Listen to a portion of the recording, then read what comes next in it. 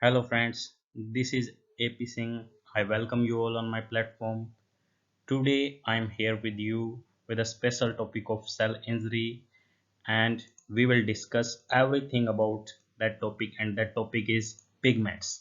Today we will discuss all about pigments. So let's know what is this pigment or what are pigments. Pigments are generally substances which are present in our body and outside our body. These are colored substance. Okay, so means the pigments which are present outside our body or which are coming from outside are exogenous pigment. The pigment which are synthesized, which are made within our body, are melanin. So in exogenous we can see carbon. Okay, we can see different pigment, but carbon is most common point. And endogenous pigment, in endogenous we can see melanin, which is responsible for coloration of skin, lipochrome, hemosiderin. Okay, so let's see what are exogenous and what are endogenous. Exogenous pigment, okay, which are exo means outside, genus means their origin is outside. Okay, so the pigment which are coming from outside, and the most common exogenous pigment is carbon, which is coming from outside, or we can say coal dust. Okay, coal dust.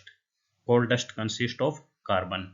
And if this pigment coming from outside, if this carbon which is coming from outside get deposited within the tissues of our lungs and blackens them, that process of accumulation or deposition of this pigment within the tissue of lungs is anthracosis, and it is also get involved in our lymph nodes.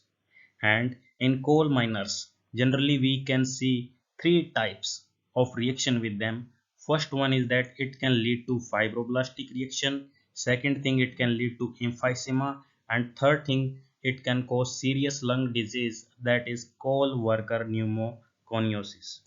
And what is the third thing, what is the second most common thing is that tattooing of skin, it is also a exogenous pigmentation. It is a localized exogenous pigment. But tattooing of skin, it not lead to any inflammatory response. Okay, but it remain permanently over skin. It will left some signs that we have done tattooing on the skin. If we try to remove, it will give us a special sign that we have something like tattooing. Okay, so two things you can see. One is carbon. Okay, carbon leads three things: fibroblastic reaction, emphysema, and coal worker pneumoconiosis, which is known for coal workers which are working in coal mines. And second thing is tattooing of skin, which is localized exogenous pigment. localized का मतलब permanent ही हो जाएगा वो, ठीक है, उसको निकालने की कोशिश करेंगे तो it will lead left some science. Okay, but it will not lead to any inflammatory response. What is next? Endogenous pigment which are present within our body, synthesized within our body, are lipofuscin, melanin, and hemosiderin. So let's see first one. First one is lipofuscin. Lipofuscin, from Latin we can read it. Lipo means lipid, fuscin means brown. Brown color lipid is lipofuscin.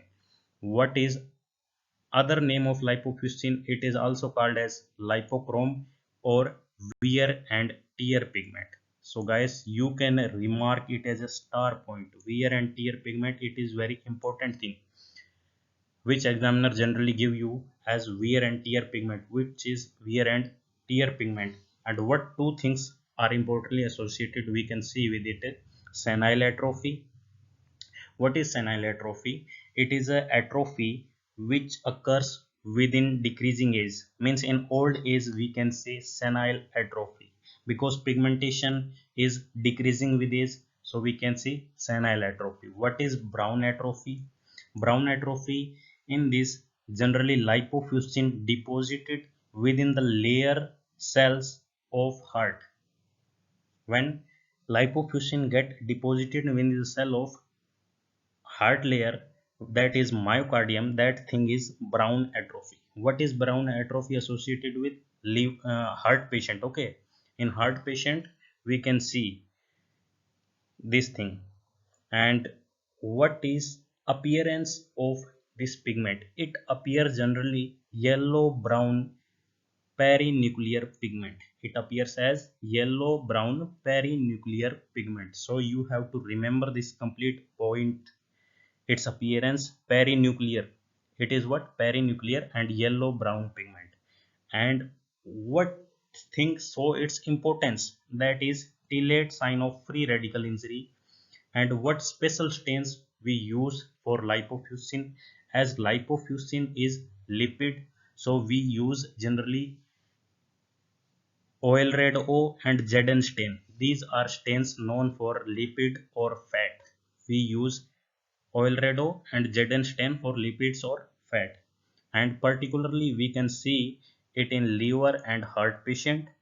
Okay, for heart patient you can remember brown atrophy, and in old age you can remember senile atrophy, and it can be due to severe malnutrition. Okay, in patient of malnutrition we can also see lipofuscin. Okay, and in cancer cachexia we can also see accumulation of lipofuscin or pigmentation of lipofuscin. What is next? Melanin. Melanin, we can see melanin generally it is a black pigment. Okay, it is generally black pigment and derived from Greek. If we read in it in according to Greek, then melanin means melas or black. Okay, so from Greek it's a black, but what is we must know about this is it is an endogenous brown black pigment.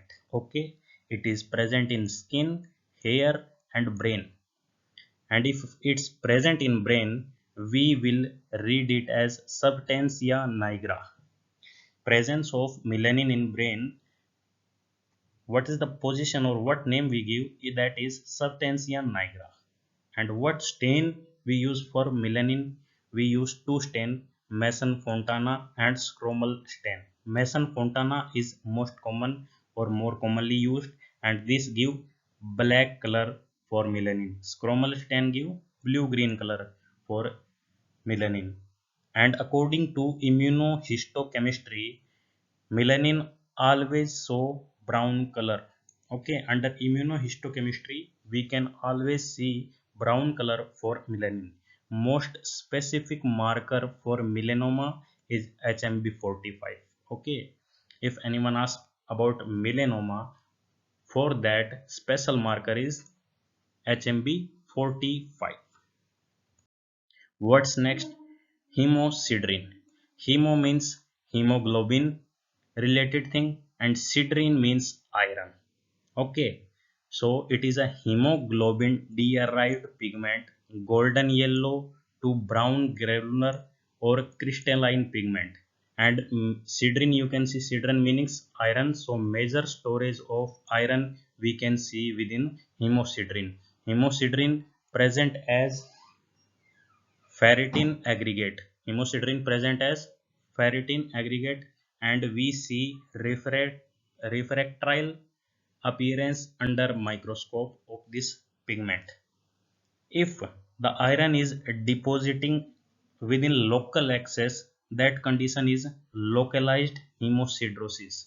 Hemosiderosis, it is a generally we can see what is hemosiderosis. It is a excess of iron. Okay, when there is excess of iron, that is hemosiderosis. If the excess is local, that is local hemosiderosis. And if it is systemic, then that condition is also systemic hemosiderosis. And what is generally local excess occur to? It will result to hemorrhage.